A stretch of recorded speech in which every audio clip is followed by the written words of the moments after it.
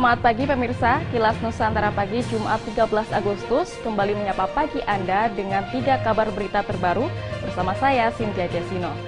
Kita awali informasi pertama, Kementerian Pertanian menargetkan 2,5 juta petani milenial di tahun 2024. Upaya regenerasi petani ini penting agar memberikan perubahan ke arah yang lebih baik. Kemudian pembangunan fasilitas tempat pemeriksaan imigrasi atau TPI di Pulau Nirup di belakang Padang, Batam, Kepulauan Riau ditargetkan rampung pada akhir 2021. Nantinya akan mempersingkat jarak wisatawan mancanegara yang berkunjung ke kawasan pariwisata khusus tersebut. Informasi terakhir menjelang event MotoGP Mandalika. Pemprov NTB memastikan standar pelayanan kesehatan di Rumah Sakit Umum Daerah Provinsi NTB, serta fasilitas di Rumah Sakit Khusus Mandalika terpenuhi. Berikut tayangan selengkapnya.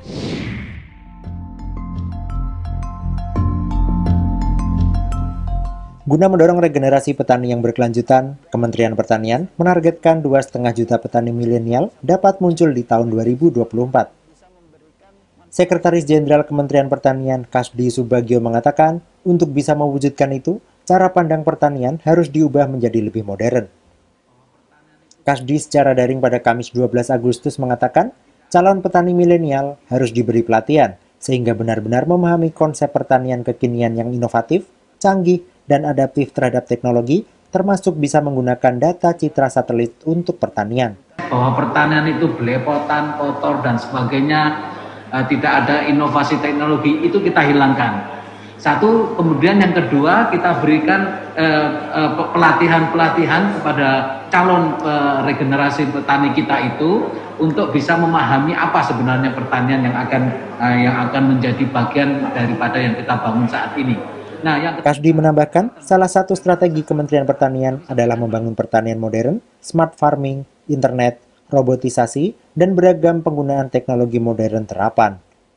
Petani milenial akan diajari cara bertani sekaligus cara pemasaran sehingga proses pertanian sesuai dengan kebutuhan pasar.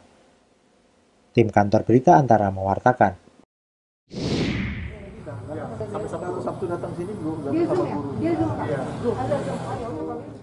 Pembangunan tempat pemeriksaan imigrasi TPI Pulau Nirup di Kecamatan Belakang Padang, Kota Batam segera rampung pada akhir tahun 2021.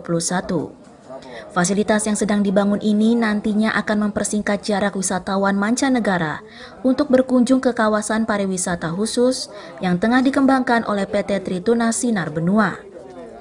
Kepala Divisi Keimigrasian Kantor Wilayah Kepulauan Riau, Fries Sumolang, Kamis 12 Agustus mengatakan, jarak antara Pulau Nirup ke Marina Bay Singapura dapat ditempuh sekitar 15 menit perjalanan menggunakan kapal feri.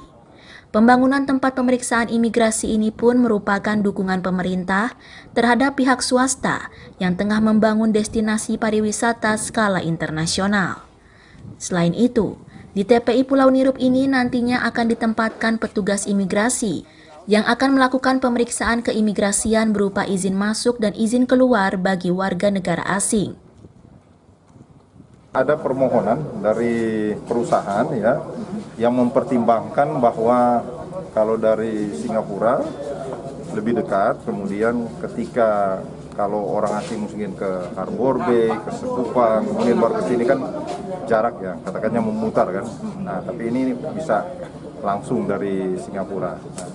Fasilitas-fasilitas ini yang kita berikan untuk dorongan supaya pihak swasta juga berkembang ya, dan juga menimbulkan multiplier efek bagi masyarakat di sekitar.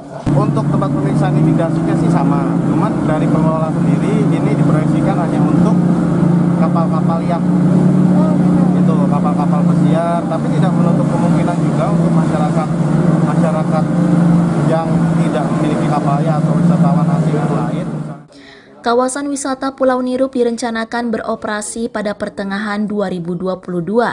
Kawasan wisata khusus yang berdiri di atas luas lahan 15 hektar saat ini sedang dibangun resort dan villa mewah bertaraf bintang 5 serta pelabuhan yacht. Dengan kondisi geografis yang strategis ditambah alamnya yang sangat indah, pembangunan kawasan wisata Pulau Nirup dapat menimbulkan dampak ekonomi bagi masyarakat di gugusan pulau yang berhadapan langsung dengan negara Singapura. Dari Batam, Kepulauan Riau, Pradana Putra, Kantor Berita Antara mewartakan.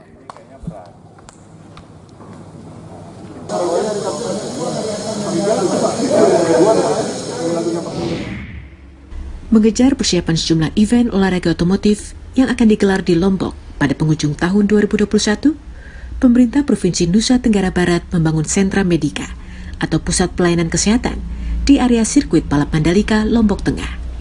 Pusat layanan kesehatan ini dibangun di sebelah timur lintasan sirkuit sebagai pelengkap fasilitas penunjang bagi wisatawan yang membutuhkan.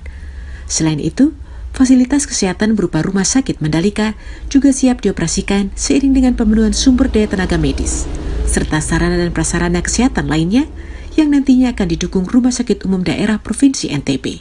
Direktur Utama RSUD Provinsi NTB, lalu Herman Mahaputra, pada Kamis 12 Agustus menyatakan kesiapannya untuk memenuhi layanan kesehatan mengoperasikan vaskes-vaskes di kawasan Mandalika, utamanya saat penyelenggaraan event-event olahraga otomotif yang akan mulai digelar pada November 2021 hingga 2022 mendatang.